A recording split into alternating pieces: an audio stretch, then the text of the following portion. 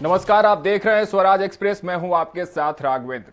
कौन है वो लड़की और इस लड़की का क्या कनेक्शन है भोपाल के लव जिहाद केस से, इस खबर को हम आपको तफ्तीश से बताते हैं। भोपाल लव जिहाद केस से जुड़ी बड़ी खबर सामने आ रही है। खबर यह है कि इस मामले में उसी निजी कॉलेज की एक छात्रा भी आरोपियों से जुड़ी हुई थी, जो आरोपियों के साथ मिली हुई थी। ये छात्रा आरोपियों के समुदाय से ही है। खबर यह है कि मुख्य आरोपी फरहान ने पूछताछ में यह खुलासा किया है कि इस खुलासे के बाद सवाल उठ रहे हैं कि आखिर कहां तक जुड़े हैं भोपाल लव जिहाद केस के तार। क्या समुदाय विशेष के लोगों के इशारे पर यह पूरा खेल चल रहा था? द केरला स्टोरी अजमेर कांड जैसा है भोपाल का लव जिहाद केस। क्या है लव जिहाद केस में आरोपियों के समुदाय वाली छात्रा की भूमिका, और क्या पुलिस आरोपियों की सूची में शामिल करेगी उस छात्रा का नाम? लव जिहाद मामले से जुड़ी ये बड़ी खबर। आरोपियों के साथ कॉलेज की ही एक छात्रा मिली हुई थी, और वो भी आरोपियों के समुदाय से ही है। आरोपी छात्रा मुख्य आरोपी फरहान ने पूछताछ में यह खुलासा किया है। सबसे बड़ा सवाल यह कि जिस तरह से भोपाल लव जिहाद केस के तार अब खुलते नजर आ रहे हैं, भोपाल लव जिहाद केस के जैसे जैसे पन्ने पलट रहे, हर पन्ने पर एक नया किरदार नजर आ रहा है, एक नई कहानी नजर आ रही है। कौन कौन से और वो तार हैं, कौन कौन से और वो लोग हैं, कौन कौन से वो आरोपी हैं, कौन कौन से वो जिहादी हैं जो इस पूरे लव जिहाद केस से जुड़े हुए हैं, कहां तक इसका तार पहुंचा हुआ है, किस तरह से ये पूरा जाल बिछाया गया है और इस जाल के रचयिता कौन है, इस जाल को रचने वाले लोग कौन है। धीरे धीरे करके हर वो चेहरे अब सामने आ रहे हैं, और कहीं ना कहीं प्रशासन भी अब इस पूरी स्टोरी को, इस पूरे केस को तहकीकात से देख रही है। लेकिन चलिए, इस खबर पर और तमाम जानकारियों के साथ हमारे सहयोगी संजय जुड़ चुके हैं, उनका रुख करते हैं, क्योंकि संजय इस खबर पर शुरू से ही अपनी नजर बनाए हुए हैं। संजय, देखिए, एक बड़ा खुलासा आज भी हुआ है। फरहान ने एक लड़की का नाम सामने रखा है कि वो लड़की जो थी वो लड़कियों को उन तक, फरहान तक पहुंचाती थी, उस गैंग तक पहुंचाती थी। क्या कुछ पूरी जानकारी है इस खबर पर? क्या अपडेट है? और सबसे बड़ा सवाल यह है कि कितना लंबा तार यह है? बिल्कुल राघवेंद्र, मैं आपको पहले एक खबर दे दूं। ये लव जिहाद से जुड़ी हुई मामले में आज सबसे बड़ी कार्रवाई की गई है। जिस प्रकार से जो क्लब 90 का हिस्सा था उसे आज तोड़ दिया गया है, यानी कह सकते हैं कि आज से कार्रवाई की शुरुआत हम देखने को मिल रही है। और अभी हाल ही में कुछ समय पहले ही जो क्लब 90 है, जो कॉलेज से मात्र 50 से 60 मीटर की दूरी पे है, उस क्लब का जो हिस्सा था उसको आज कलेक्टर रघुवेंद्र कौशल विक्रम सिंह के आदेश पर उसे तोड़ दिया गया और ये बताया गया है कि यह अतिक्रमण किया गया था। तो ये सबसे बड़ी एक खबर थी कि पहली कार्रवाई आज इसके ऊपर की गई। अब आता हूं जो अपना एक जो आप बता रहे हैं, कौन है ये लड़की। बिल्कुल इसमें कहने में कोई दो राह नहीं कि इस लड़की का नाम बिल्कुल इसलिए सामने आ रहा है क्योंकि जब फरहान से पूछा गया था कि इसमें और कौन कौन शामिल थे, तो उसने एक लड़की का नाम भी बताया था कि इस लड़की का भी हमारे साथ हमारे ग्रुप में ही रही है। लेकिन उस लड़की का, क्योंकि वो भी आरोपियों के समुदाय से है, इसीलिए उस चीज को अभी तक ओपन नहीं किया गया। और जब उससे पूछा गया कि क्या तुमने उसके साथ भी वीडियो बनाए हैं या उसको भी इस दलदल में घसीटा था, तो उसका साफ कहना था कि नहीं, वो क्योंकि समुदाय की है, और अगर समुदाय के लोग, अगर हम अपने समुदाय की इस लड़की को भी इसमें शामिल करते तो कहीं ना कहीं समुदाय का नाम बदनाम होता, और इसीलिए इस लड़की को ना ही उसके साथ दुष्कर्म किया गया और ना ही उसका वीडियो बनाया गया।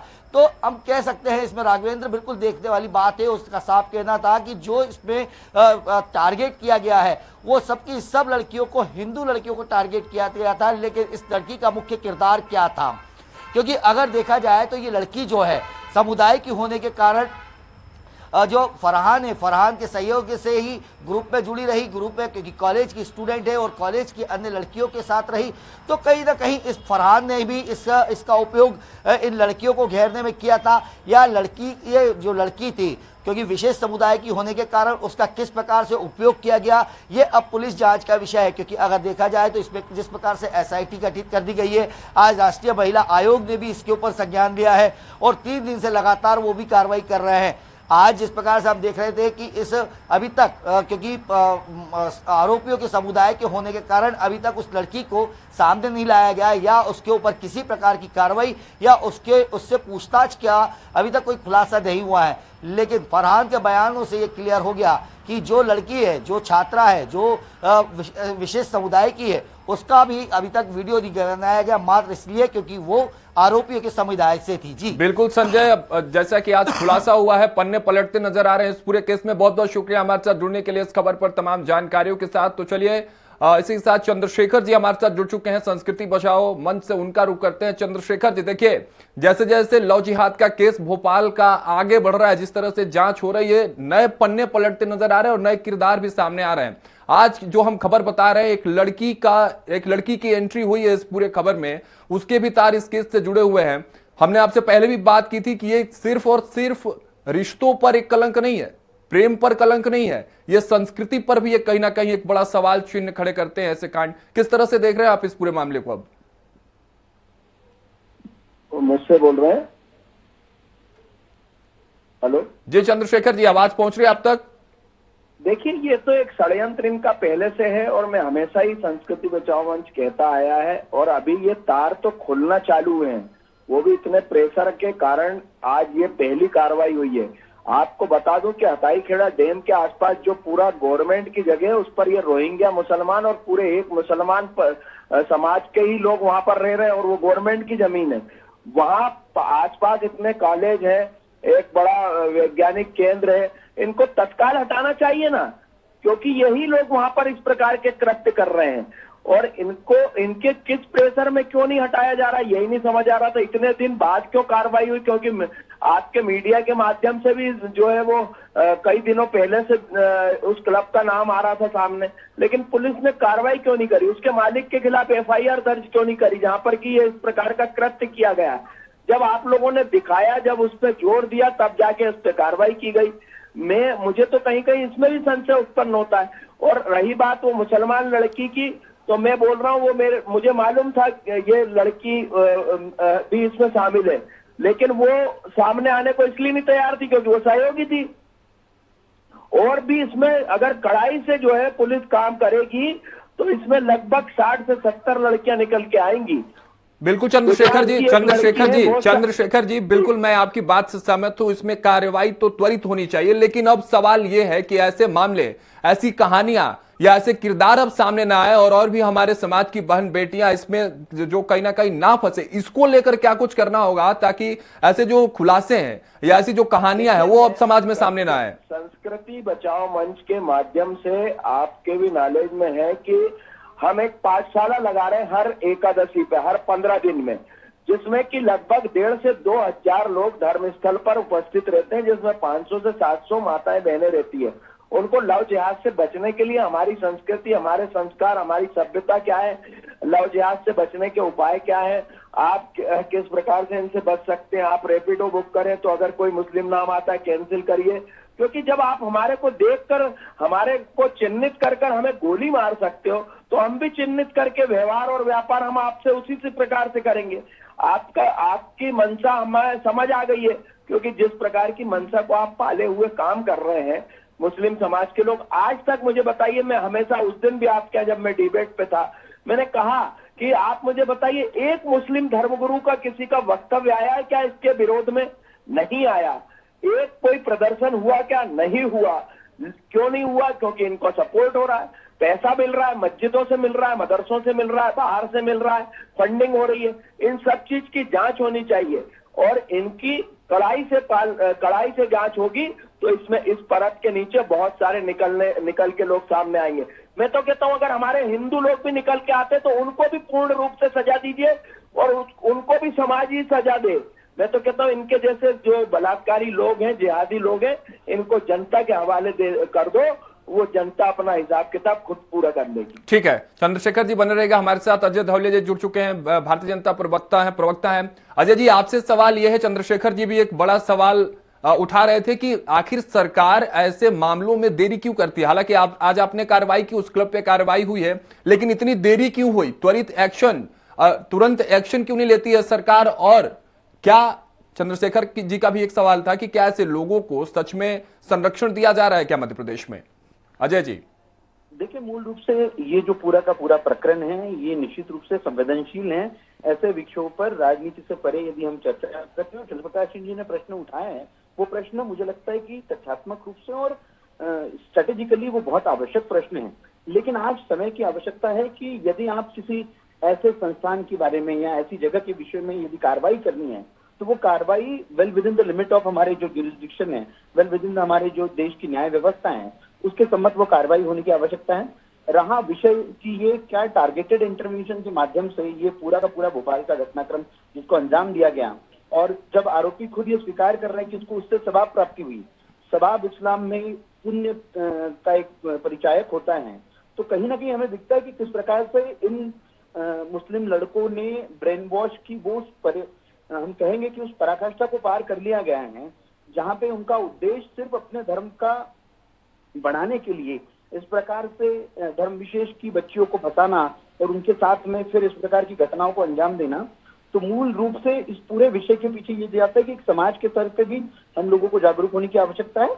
एक पेरेंटिंग की भी हम देखें कि उन्होंने बहुत ऐसा टारगेटेड इंटरवेंशन किया है कि जहां फैमिली वीकर थी, जहां फैमिली इम्बैलेंस था, जहां इमोशनल इम्बैलेंस था, उनका उन्होंने बेनिफिट उठाया है। वीकर सेक्शन ऑफ सोसाइटी जो थे उन फैमिलीज की बच्चियों को टारगेट किया और कंप्लीटली एक नेक्सस जिसको हम कहेंगे कि ये संगठित अपराध की श्रेणी का अपराध है।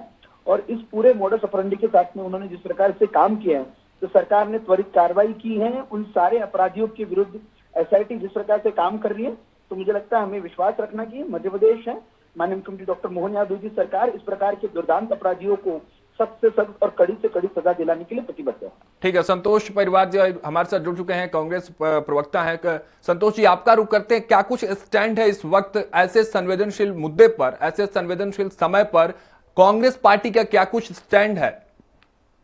देखिए, कांग्रेस पार्टी का स्टैंड शुरू से जो रहा है वो आज भी है। अपराधी को बिल्कुल बगैर जी, चाहे किसी भी जाति का हो, हिंदू हो, मुसलमान हो, सिख हो, ईसाई हो। प्रश्न सबसे बड़ा ये है कि भारतीय जनता पार्टी की 20 साल से सरकार है, इतने सारे जो है महिलाओं के साथ बलात्कार, बच्चियों के साथ बलात्कार, इतना बड़ा जो अभी जो मामला ड्रग सप्लाई का आया, इसमें भारतीय जनता पार्टी क्या कर रही है?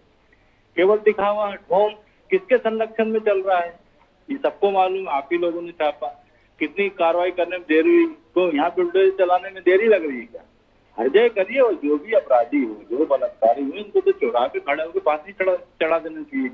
ये नहीं करके केवल नाटक नोटंकी कर रहे हैं, वही कितने सालों से पूरे प्रदेश में चल रहा है। तो अपराधी जो है, अपराधी को संरक्षण कौन दे रहा है? भारतीय जनता पार्टी के नेता संरक्षण दे रहे हैं। अपराधी कहाँ पल पोस रहे हैं? ये भोपाल के अंदर जितने भी बार हैं, जितने जो हैं, किसके हैं? भारतीय जनता पार्टी के नेताओं के बार हैं, जहाँ पे जो पूरी तरीके से जो शराब परोसी जा रही है।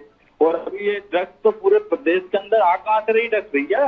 ये पर्ची वाले मुख्यमंत्री जब से बने हैं तो ड्रग्स का कारोबार तो बढ़ा है मध्य प्रदेश के अंदर, क्योंकि पुलिस वाले भी हफ्ता वसूली करके लूट करके पूरा। अरे ड्रग्स की बात नहीं करनी है संतोष जी, आज हम जिस मुद्दे पर बात कर रहे हैं, और अजय जी आपके पास मैं आता हूं, लेकिन संतोष जी एक छोटा सा जवाब ये भी दे दीजिए। संतोष जी सवाल सुन लीजिए, आपका कहना ठीक है, भावनाओं का कद्र अपनी जगह है, लोग भी यही चाहते हैं कि त्वरित एक्शन हो जाए। संतोष जी सुन लीजिए, लेकिन अगर इसी मामले की बात करें, अगर फरहान को उसी दरमियान मार दिया जाता या फांसी पर लटका दिया जाता, जो आज तार खुल रहे हैं, क्या वो पन्ने पलटते नजर आते हैं? क्या और भी लोग जिनका नाम फरहान अब लेते नजर आ रहा है, क्या उनका खुलासा हो पाता है क्या?